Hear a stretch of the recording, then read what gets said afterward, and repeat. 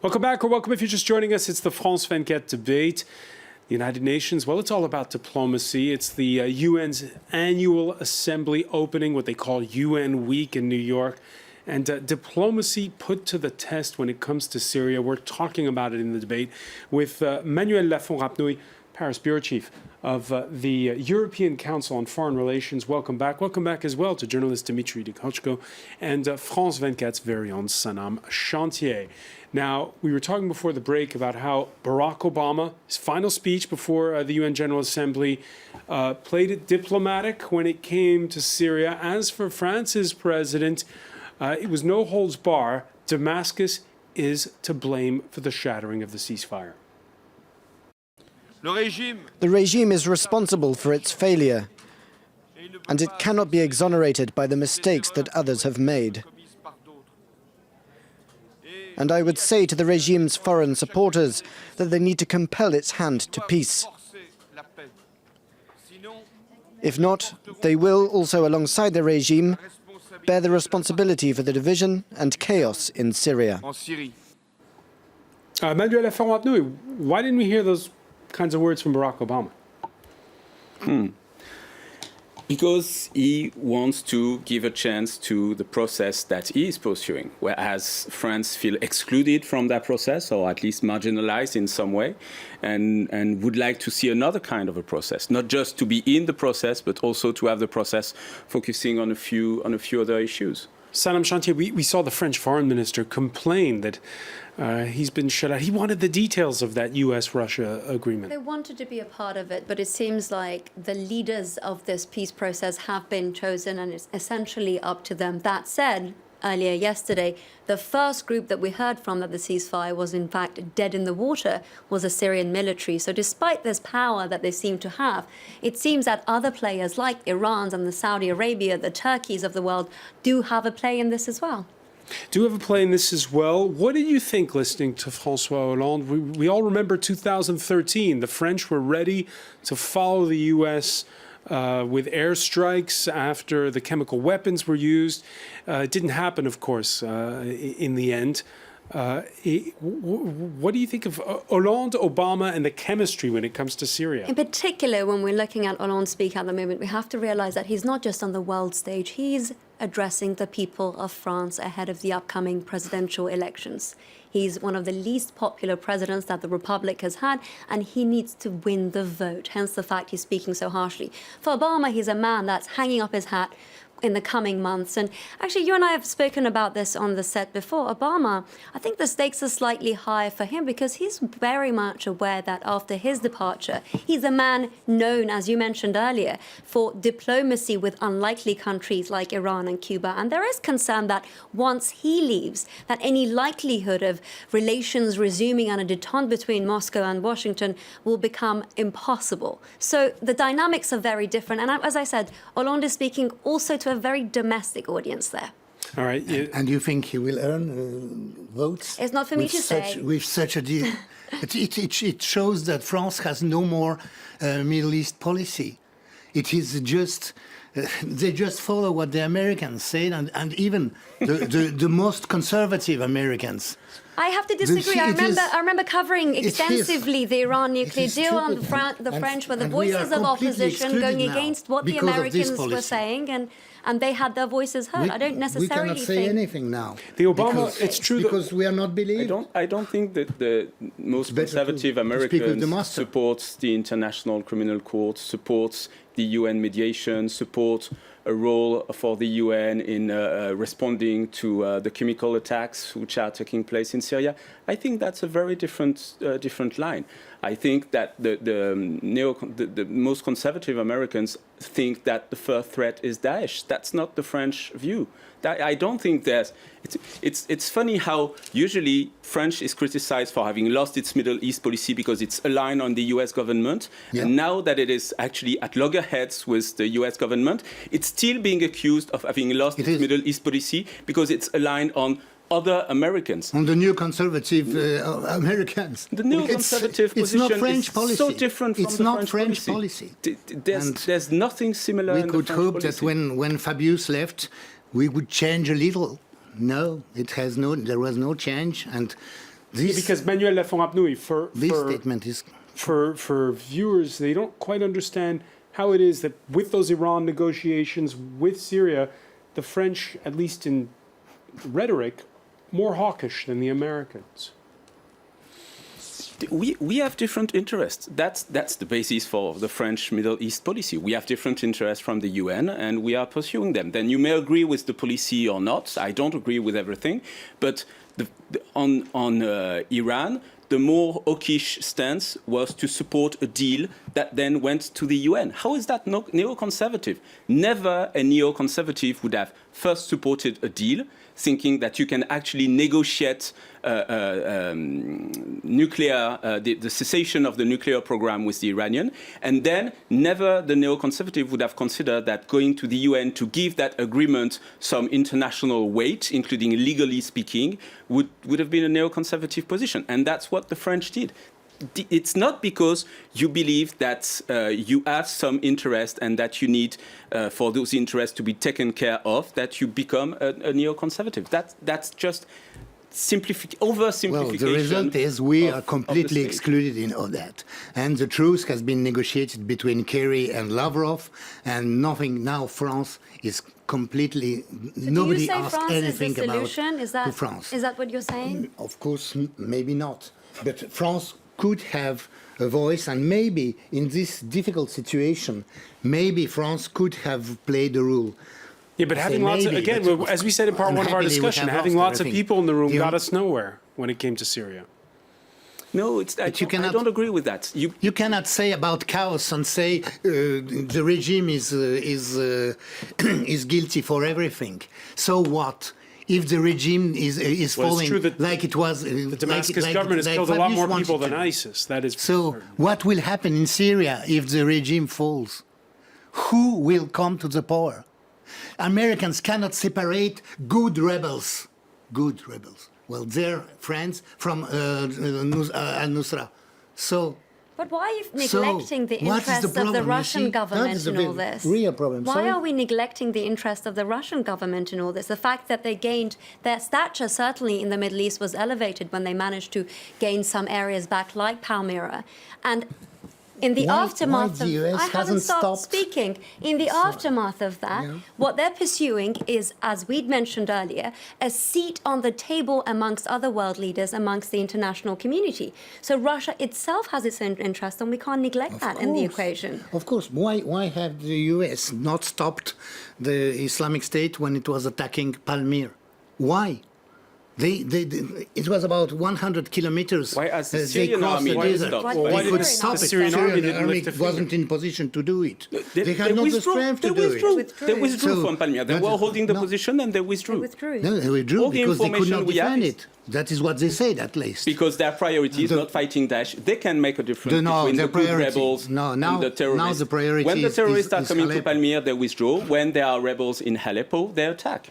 They can make a difference between who is the good rebels in their view and who are the others. Aleppo is much more important strategically than Palmyra, anyway. All right, I want to get back to something that Sanam said earlier, which was that this could very well be the speech we saw by Barack Obama, the end of an era. When it comes to dealing with the region, whoever the next president of the United States will be, what is for sure that it won't be no drama Obama.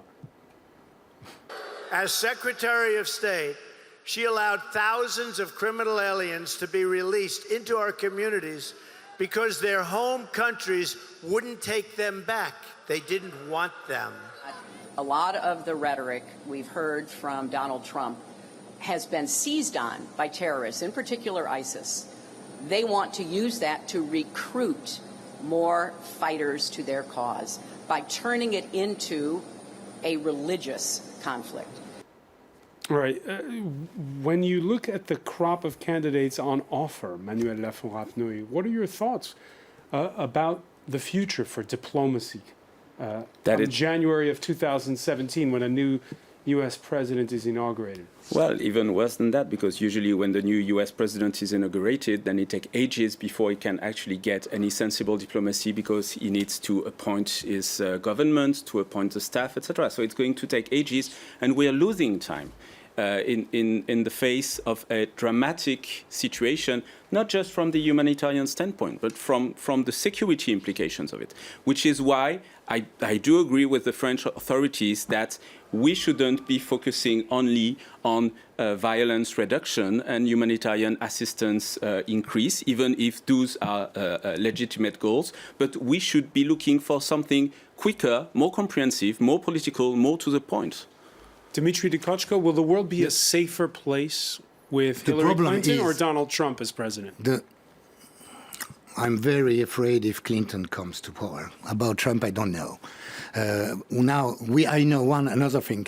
It's not the Syrian government which attacks us in Nice, in Paris, in Bataclan, etc. It's Islamists. And Islamists are fought in Syria. Why are you more afraid with Clinton than Trump? By the regime. Why are you more afraid about Clinton than Trump? Because I'm sure that Clinton is the party of war, and that we will suffer of this war, which is not in our interests. That is my problem. Manuel Lafont. I don't think she's. I believe she's tougher than Obama. I believe that she has more reservation on making nice with the Russians than Obama has. I believe she's much more demanding vis-à-vis Moscow than Obama has been for his almost 8 years now. But I don't think she's the party of war. And I believe that Trump could be the party of war just as much as any other US president. So? Well, this is the very... What we see when we look at Trump is that he is an isolationist. That's how we see him. That's how we perceive him. And it's very good for us. He is not an isolationist. The US isolationists are dead a century and a half ago. He is those people who believe that they should pursue only their narrow, close, immediate interest. And if that takes using the military force and going abroad, they do it. He never said he's not going to use force, he wants to go only through diplomacy, etc. He says he doesn't want to use force for his allies. He says he wants to pursue only US direct interest rather than help his friends, his allies, and help to pursue some more global interest than just US interest. He never said he's against the use of force. Look at his speeches. All right, Sanam Chantier, when you were watching Barack Obama's speech day, was there really that feel that it was the end of an era? I think Barack Obama is very much aware that this is one of the last times that he's taking to the international stage, and it's his time to essentially leave behind his legacy. And that's why he focused at the very beginning on what he has made, his administration has made progress towards: the Iran nuclear deal, nuclear non-proliferation, the global economy, as well as the climate deals. And I understand your particular concerns when it comes to Clinton, because previously she had supported conflict, but we can't ignore Donald Trump's policies when it comes to not only the region, but the very fact that he's going to, and he's pledged to, undo the diplomacy that Obama was able to achieve. He actually said, and these are his words, that he would rip up the nuclear accord, that historic accord that was struck up between Tehran and the world powers. In addition to that, he has a very, what some call a questionable relationship with Moscow. I don't know about Trump. I'm sorry, really, I don't know. I don't know what may happen with Trump. I think that he represents more even if it is dead, isolationist or protectionist traditions in the United States. And for us, Europeans, it is good. But if he may also be pressured by different lobbies of the Republican Party.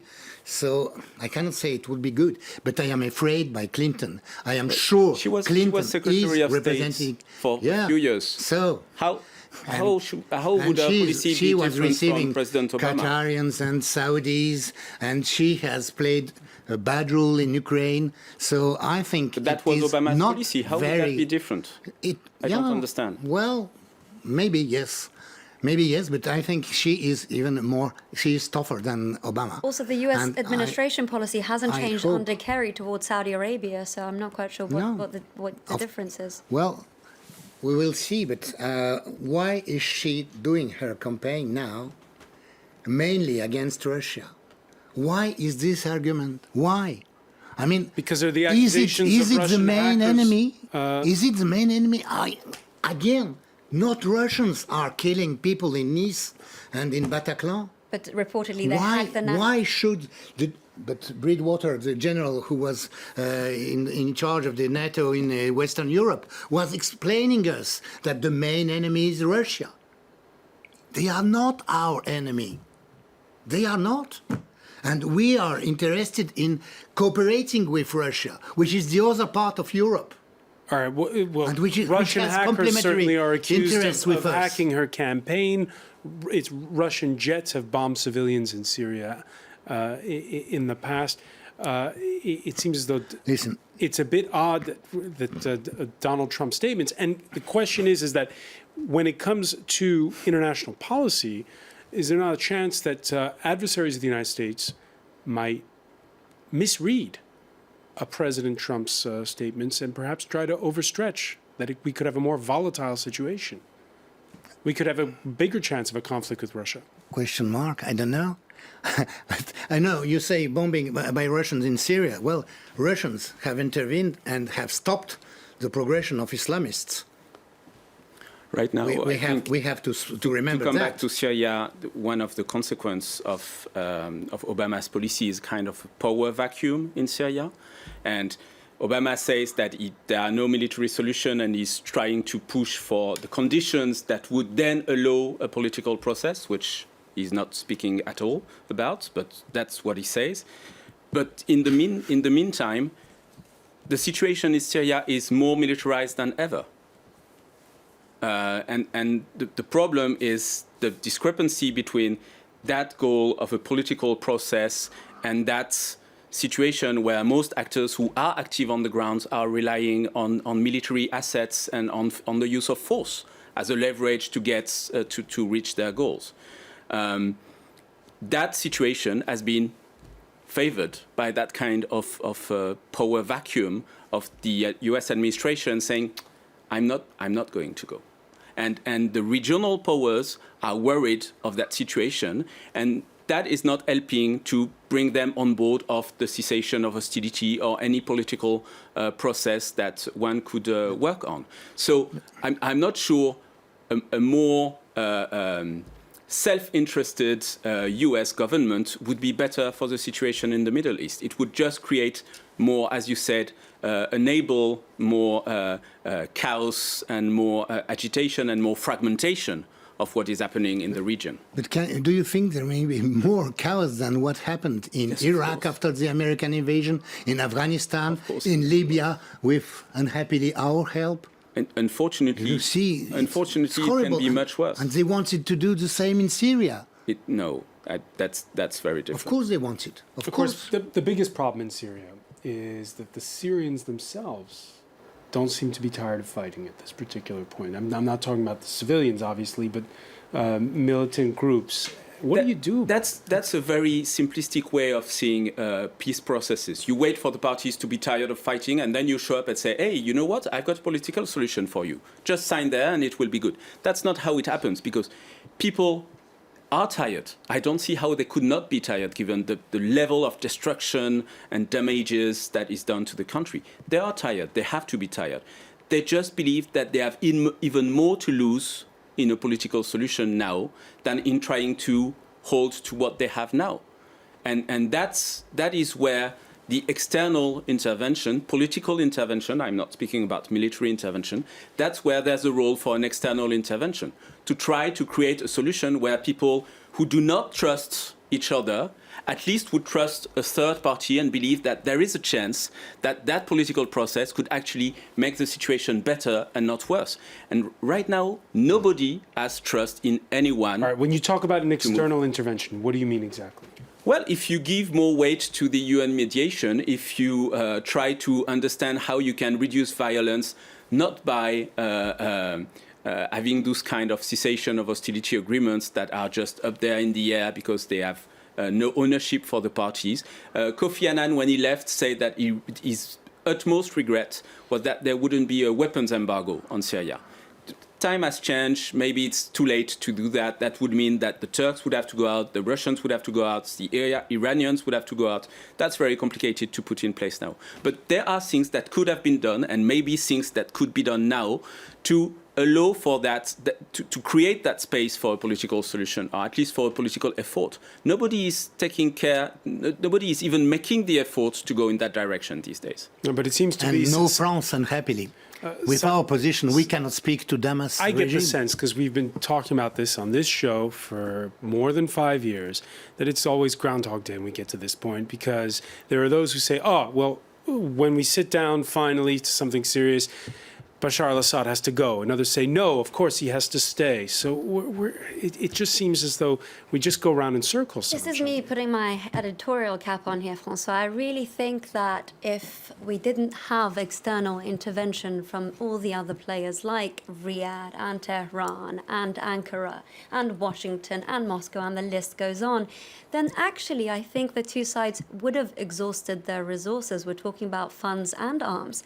And this is since Afghanistan, one of the longest term domestic civil conflicts, that's what we want to call it. So I think actually the military and the intervention that we've had from the international community has made the situation worse. That's if we're playing the shoulda, woulda, coulda game.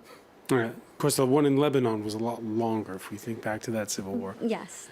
At this point in time, then, as we're going to say thank you to our panel for being with us here in the France 24 debate. Just a reminder that there's more on this story on our website, france24.com. I want to thank Manuel Lafont Rapnouil, Sanam Chantier, Dimitri de Kitchko. Stay with us. There's much more to come here on France 24. Our Media Watch segment is next.